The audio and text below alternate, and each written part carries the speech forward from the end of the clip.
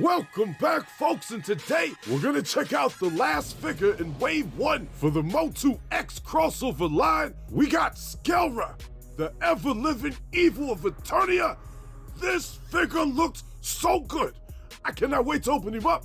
Let's check out the back of the box art, where we got some amazing artwork going on. But right at the top it says, Skeletor discovered the mysterious black pyramids on Eternia. Now with the strength of Mumm-Ra granted to him by the ancient spirits of evil, Skell-Ra the ever-living comes after the power of Grayskull, and he is more dangerous than ever before. Definitely like what I'm hearing right there. And it would be nice to get that Skeletor figure right there, that weaker gray version. But that one is looking husky as shit. Right at the bottom it says, replace heads to turn Skell-Ra into Mumm-Ra, reversible cape, place sword of Plundar in hand, and that's it. And then right above that it says 2 character cards, so we're gonna check out them both. But for everything I'm seeing on the back, I'm satisfied. Now right here, with them 2 character cards, we got Mumm-Ra and Skeletor. But let's start off with Mumm-Ra the ever-living. The ancient spirits of evil granted the demon priest Mumm-Ra the power to rule Third Earth. After Mumm-Ra's defeat at the hands of the Thundercats, the ancient spirits of evil searched across the universe for a new vessel that would trade power for servitude. That's a nice breakdown right there, but then moving over to Skeletor, it says, on Third Eternia, Skeletor discovered a new source of power, the Black Pyramids. Within, the ancient spirits of evil offered him unlimited strength, enough to take the power of Grayskull. In return, he would do their bidding as he ruled the universe. Great backstories on both, but when you flip it around, it makes this huge picture of Skell-Ra, the ever-living of Eternia, and that shit looks badass right there. But right here, looking at the swappable parts page, shows you how to turn Skell-Ra to Mumm-Ra and vice versa, and all the parts that come off the body. But now, folks, it's time to take a look at Skell-Ra, the ever-living of Eternia. God damn, he looks good. This figure right here, this is what I wanted to see. And right off the bat, you can tell they gave him a new upgraded 4th body style, a husky on husky body style, which I'm so glad to see. But starting off at the bottom right there, those Mumm-Ra feet got the hair on the top of the feet with the toes spread out. And then working our way up, the bottom part of the legs look very accurate to Mumm-Ra. It looks like they extended the height on there a little bit, which I greatly appreciate. But right there, them legs, my man, he works out double time on leg day. Husky as shit legs. The loincloth right there hanging down. Loving how they got all the little skulls on there with the 3 gold ones in the front. Loving how the belt looks. Right above that, we got that nice looking vest with the Mumm-Ra symbol. But those arms right there, god damn, they husky. They're very detailed. Yeah, it's got the longer forearms, but it is what it is. It matches well with the body. But that fucking face! Oh, y'all see that shit? That is probably one of my favorite Skeletor faces I've seen so far in the Origins line. Loving how they got the horns coming out. Kinda wish the horns was connected to the head, but I get it. It is what it is. Right there, turned around, we see a better look at the back of the cape right there, which you can tell that is the Mumm-Ra side, but on the back you don't see it, so it don't matter. Taking a closer look at the cape, I love how they got the little details of all the holes and the holes that are forming, and it just goes right there in the back nice and easy. You pop the cape off, we get a better look at his backside. Everything's looking good back here. I'm glad to see that they are still utilizing them 2 little holes on the back of vests that came from the Turtles of Grayskull line, but the back of the legs look great. All the accuracy is there for the bottom part of Mumm-Ra. The back of that loincloth, all the little skulls continue to the back. Definitely gives off the look of the 2000X Skeletor belt. But right there on the back, the tramp stamp said 2024. You get a better look right there at the holes in the vest. And then right above that, the hoodie with the horns sticking out. But some horns look nice and strong. I like that shit. But switching it up, we got the Mumm-Ra form right here. And I like it overall. I got one little nitpick that I'll get into in a minute. But overall, yeah, that looks like Mumm-Ra all day. There's no mistaking that whatsoever. And I'm so glad they didn't make us wait to Wave 2 to get his ass. But right there, starting off the bottom, all that shit is accurate. The skirt right there, 100% accurate to how his look, especially with the Super 7 look. Right there, all the wraps going around the body. I like how they're semi-translucent, you know what I mean? Kind of see through them bitches. The emblem on the chest, wow, beautiful. The arm wrap right there on the arm, love that. But that fucking face, yeah, it looks like Mumm-Ra, but the head to me just seems just a tiny bit too small. You see what I'm saying? That's something I've noticed that they have done for all these Thundercats figures, giving them these tiny ass heads, just smaller than your average Origins head. It just sticks out to me. But all the look of the head in general, yeah, that shit is on point. Front of the body looks great.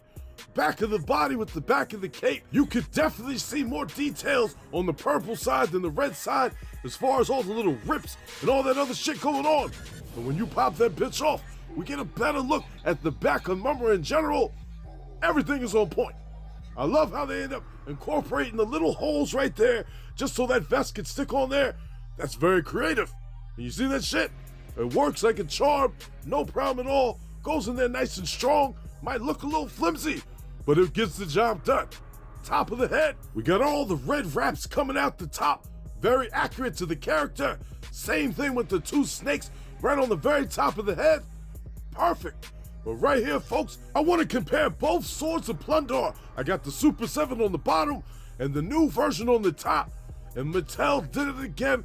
The accuracy is 100% there. And to be honest, I think Mattel did a better job. You see the coloring right there?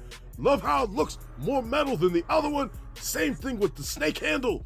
But right here, stripping Mumm-Ra down butt-ass naked, we get a better look at that new buck. And let me tell you, I love it. Absolutely love what I'm seeing. I'm so glad that they gave an extension on the legs just because they got that extension on the arms, so everything is more evened out and they don't got that monkey look like the other figures. You see that shit I'm talking about? And just like the other figures in Wave 1, the muscles from the bottom part of the abs go right in there into the waist. Everything blends in nice and perfect. But for all the pieces you get, we got the Skell-Ra pieces right there with the belt, the vest, and that nice ass head right there. And then moving over to the left, we got all the pieces from Mumm-Ra, which is the arm wrap, we got the chest wrap, the Sword of Plunder, and then his skirt right there. And that's it, folks. So that's everything you get with this deluxe figure right here. I'm definitely curious what other figures they're gonna use with this body style. But for what it is, I hope they do a bunch because I love what I'm seeing. But now it's time for some part swapping. Up first, I wanted to try some of these accessories on one of the deluxe bodies from the Turtles of Grayskull line just to see how it would look. And I was able to get the pieces on the body, and it wasn't too easy to get that belt on the waist right there. But the chest part with the vest, it went on there good enough. I kind of like the look. But right here, doing it with Mumm-Ra, the body is just, you know what I'm saying, maybe a little bit too bulky for these pieces, especially with the head on this body. Is right there, definitely stands out like that bitch is too small. I know y'all seeing what I'm seeing, and that head definitely looks too small in that body. Let me show you an example. You see this shit right here? I took the Super 7 Mumm-Ra head, and I put it on the body on the right. And even though the colors are a little bit off, you can definitely see what I'm talking about. Let me zoom in a little bit. You see how the head just, I don't know, it just flows a little bit better for me. Maybe that one might be a tad bit too big, but that bitch looks a tad bit too small. And that looks a little bit better to me in my opinion. But right here, I want to stick those wings from the Turtles of Grayskull Hordak on the back of his ass. And that shit looks okay. I'm definitely glad to have the option to be able to mix and match whatever I want, which is one of the reasons why I feel the Origins line is one of the best lines out there. Now right here, turning his ass around, you get a better look at them wings. And it looks all right. It looks like it could match up if need be. So you got that option. Now right here, I took a couple of the pieces of that body just to put it on a standard Origins body so you could see how bigger they are. Especially right there with the bottom part of the legs. Gave that man a whole foot height. See that shit? Same thing with the arm. He's got that gorilla look going on. But those arms are nice and big. Now right here, that head, god damn. Damn, I love that face right there. Looks good on that body. Looks like Skeletor just decided to take off the hoodie. You know what I'm saying? He's in the middle of waking up. He don't sleep with the hoodie on. And that's that look right there, and I love it. Now right here, comparing the new Skell-Ra to your regular Skeletor figure, the increase in size is there, and I love it. And like I said in the beginning, I would love to see a grayer, more slender down version of the one they had on the back of the box art to match with the Skell-Ra figure. Kind of like how Mumm-Ra got two forms. And then right here, comparing both of these deluxe bodies, I'm glad that Mattel's giving us options for us customizers to be able to work with different size bodies right here. And I just love the look in general of the new one, especially compared to this one. I mean, I love the old one, but the new one right there, that shit looks pretty good. You can definitely see how the forearms are a lot more longer on the newer figure, and the same thing with the legs right there, the bottom part of the legs. But for this particular one, it evens his ass out compared to Battlecat Man and Lion-O. Now up next, I want to compare this Skell-Ra next to my Super Skeletor that I made last year. And it's kind of, I'm saying, they got some similarities, you know what I mean? They're both husky-ass Skeletors. They both got the horns coming out of the head right there. But the one thing that I like a little bit better on mine is that with the horns right there, they're actually in the head. They ain't in the hoodie. You see that shit right there? That head is from a Mythic Legion figure. I don't know which one, but I colored in the eyes the right color. And all the body parts, you know, that's the Slaker body. Colored in purple, put a Masterverse Skeletor vest, and that's it. Now right here, comparing both of the figures right there, or the transformation versions, it's gonna wanna make you buy two. There ain't no point to buy one when you can make two different figures. That's silly. I mean, unless you wanna spend the time, that your money, your choice. But me personally, I had to have them both. They both look great together. But if I had to choose one, Skell-Ra right there, that's the far superior version in my opinion. It all comes down to that tiny ass head. I'm not a fan, but that one, that matches that body perfectly. Great job on that, Mattel. Now right here, comparing Mumm-Ra next to my custom Mumm-Ra that I made last year. To be honest, I'm actually shocked that the Mumm-Ra that we got is taller than the one that I made. But that all has to do with the bottom part of the legs on the new one, because that shit actually adds like an extra foot, which is clearly visible. But the one thing I like better on mine, it looks a lot huskier. And I feel Mumm-Ra, the bigger the better, you know what I'm saying? And this one right here on the Slaker body, as you can see, I took off the whole tape recorder thing on the chest, and I got the Mumm-Ra emblem right there. That motherfucker looks tough. Love the way that looks, especially that the Super 7 head matches that body pretty good. And that head in general looks better on that style body than the one on the left. It's like I showed you earlier, it looked a tad bit too big, but that shit looks perfect. And compared to that one, yep, if I had to pick one, I might have to lean towards mine. I like a husky-ass Mumm-Ra. Now with this, I want to backtrack to Battlecat Man because I just got this custom version of Battlecat Man done by Boxart Outcast, and this is one based off the 2017 He-Man Thundercats crossover DC comic, where Cringer got upgraded by the Sword of Omens into a husky-ass Battlecat Man, which I wish his ass would have looked like that. Mr. Home Arcade, I don't think that they could have did that. Mattel doesn't have the rights to the DC comic, therefore they could not make that version of Battlecat Man.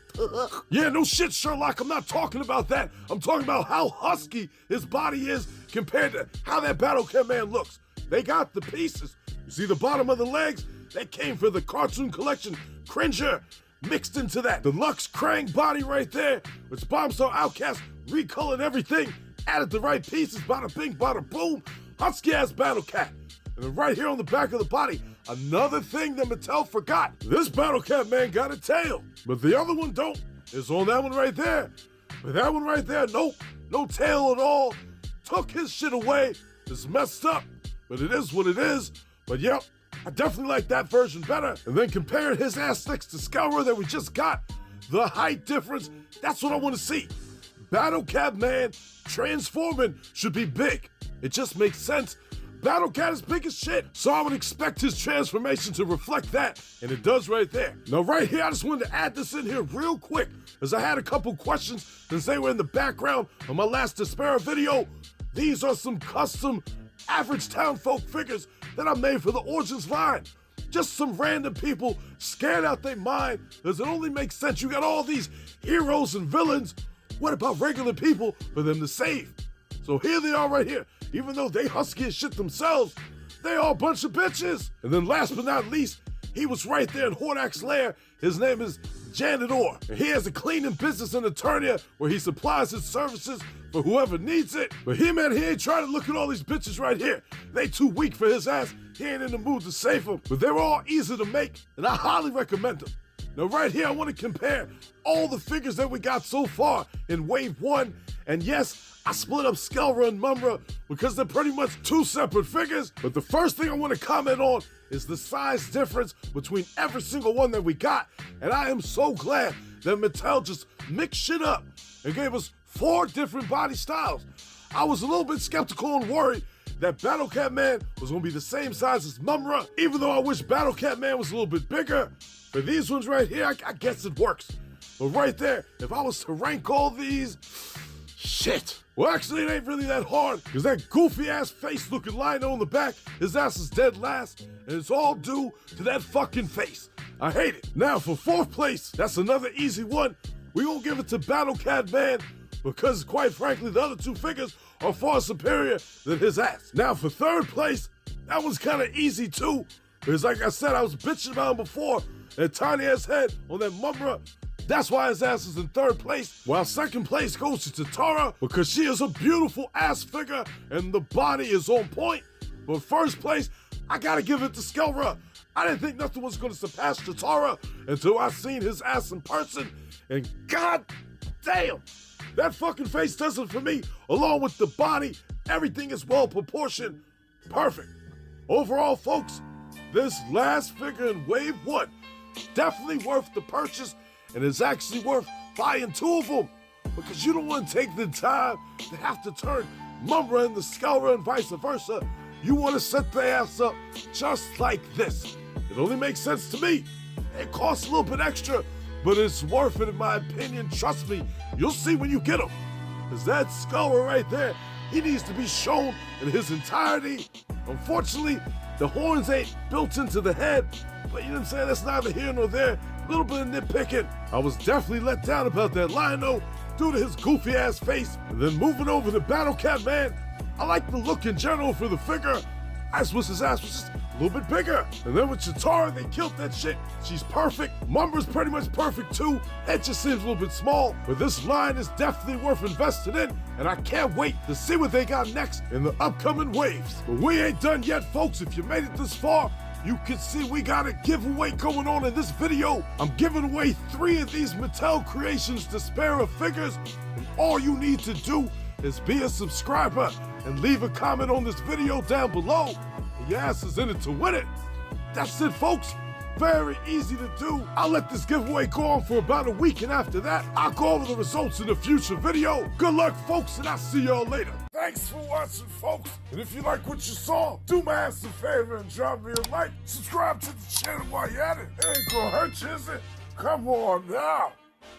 Go ahead and hit the button. I know you have to hit the button. Hit that goddamn button, drop a like. All right, I'm out of here.